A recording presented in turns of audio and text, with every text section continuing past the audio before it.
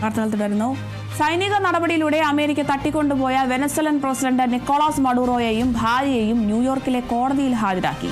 താൻ ഇപ്പോഴും വെനസ്വലയുടെ പ്രസിഡന്റാണെന്നും ഒരു കുറ്റവും ചെയ്തിട്ടില്ലെന്നും മഡൂറോ പറഞ്ഞു. കേസ് മാർച്ച് 17-ന് ഇരുവരെയും വീണ്ടും കോടതിയിൽ ഹാജരാക്കും. വിവരങ്ങളുമായി അതുല്യ ചേരുന്നുണ്ട്. അതുല്യ, ഇപ്പോൾ നിക്കോളാസ് മഡൂറോയെയും ഭാര്യയെയും ന്യൂയോർക്കിലെ കോടതിയിൽ ഹാജരാക്കിയിട്ടുണ്ട്. തങ്ങൾ നിരപരാധികളാണെന്നൊക്കെയാണ് ഇപ്പോൾ വെനസ്വലൻ പ്രസിഡന്റ് പറയുന്നത്. അമേരിക്കയുടെ ഇനി അടുത്ത നീക്കം എന്തായിരിക്കും? കൂടുതൽ വിവരങ്ങൾ എന്താണ്? അരുണിമ, നിക്കോളാസ് മഡൂറോയെയും ഭാര്യ സീലിയ ഫ്ലോറസിനെയും ഇന്നലെ പ്രാദേശിക സമയം, അതായത് അമേരിക്കൻ സമയം 12 മണിക്കാണ് ന്യൂയോർക്കിലെ ഫെഡറൽ കോടതിയിൽ ഹാജരാക്കിയത്.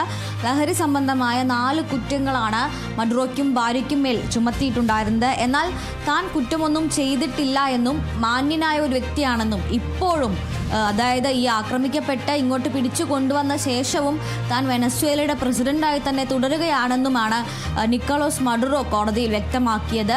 തൻ്റെ മേൽ ആരോപിക്കപ്പെട്ടിട്ടുള്ള ഒരു കുറ്റവും താൻ ചെയ്തതായി സമ്മതിക്കില്ല, അതായത് നോട്ട് ഗിൽറ്റി എന്ന് തന്നെയാണ് അദ്ദേഹം കോടതിയിൽ വാദിച്ചത്. നിലവിൽ എന്തായാലും ഇരുവരും മാൻഹാട്ടനിലെ ഫെഡറൽ കോടതി, അതായത് ന്യൂയോർക്കിലെ മാൻഹാട്ടനിലുള്ള ഫെഡറൽ കോടതിയിലാണ് ഇരുവരെയും ഹാജരാക്കിയിട്ടുള്ളത്. മഡൂറോയെ കോടതിയിൽ എത്തിക്കുമ്പോൾ മഡൂറോയ്ക്ക് അനുകൂലമായി മുദ്രാവാക്യം വിളിച്ചും അതുപോലെ തന്നെ പ്രതികൂലമായി മുദ്രാവാക്യം വിളിച്ചുകൊണ്ടും നിരവധി പേർ അവിടെ എത്തിച്ചേർന്നിരുന്നു എന്നുള്ളതാണ്. പ്രധാനമായും 4 കുറ്റങ്ങളാണ് മഡൂറോയ്ക്ക് മേൽ ചുമത്തിയിട്ടുള്ളത്. അതിലൊന്ന് ഡ്രഗ് കാർട്ടലുകൾ, അതായത് ലഹരി കടത്ത് സംഘങ്ങൾക്കൊപ്പം ചേർന്നുകൊണ്ട് പ്രവർത്തിച്ചു. കൊക്കെയിൻ, അതുപോലെ തന്നെ മറ്റ് ഭീകരമായിട്ടുള്ള മയക്കുമരുന്നുകൾ കൈവശം വയ്ക്കാൻ വേണ്ടി നാർക്കോ ഭീകരവാദം, അതുപോലെ തന്നെ ഈ കൊക്കെയിനും മറ്റ് മയക്കുമരുന്നും കടത്താനായി ഏറ്റവും പ്രധാനപ്പെട്ട ഡ്രഗ് കാർട്ടലുകളുമായി ചേർന്ന് ഗൂഢാലോചന നടത്തി. മെഷീൻ ഗൺ പോലുള്ള ആയുധം കൈവശം വെച്ചു. അതുപോലെ തന്നെ മറ്റ് മാരക ശേഷിയുള്ള ആയുധങ്ങൾ കൈവശം വെച്ചു എന്നിങ്ങനെ 4 കുറ്റങ്ങളാണ് നിക്കോളാസ് മഡൂറോയ്ക്ക് മേൽ അമേരിക്കൻ കോടതി ചുമത്തിയിട്ടുള്ളത്.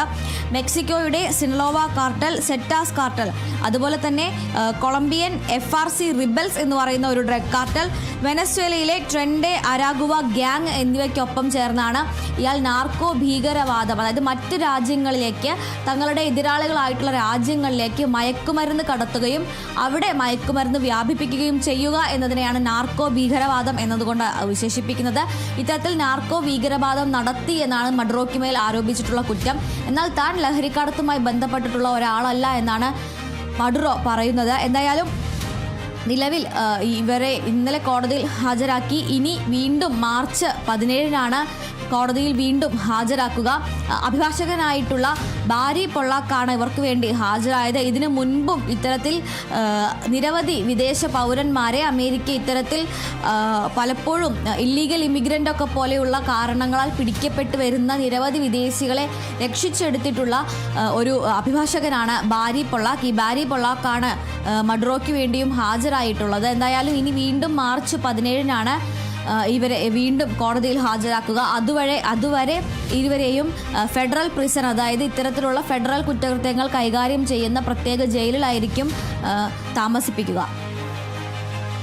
ശരി, വ്യക്തമാണ്. സൈനിക നടപടിയിലൂടെ അമേരിക്ക തട്ടിക്കൊണ്ടുപോയ വെനസ്വലൻ പ്രസിഡന്റ് നിക്കോളാസ് മഡൂറോയെയും ഭാര്യയെയും ന്യൂയോർക്കിലെ കോടതിയിൽ ഹാജരാക്കി. താൻ ഇപ്പോഴും വെനസ്വലയുടെ പ്രസിഡന്റാണെന്നും ഒരു കുറ്റവും ചെയ്തിട്ടില്ലെന്നുമാണ് മഡൂറോ പറഞ്ഞത്. കേസ് മാർച്ച് 17-നാണ് ഇരുവരെയും വീണ്ടും കോടതിയിൽ ഹാജരാക്കുക. കൂടുതൽ വിവരങ്ങൾ നൽകിയത് അതുല്യ രാമചന്ദ്രനാണ്.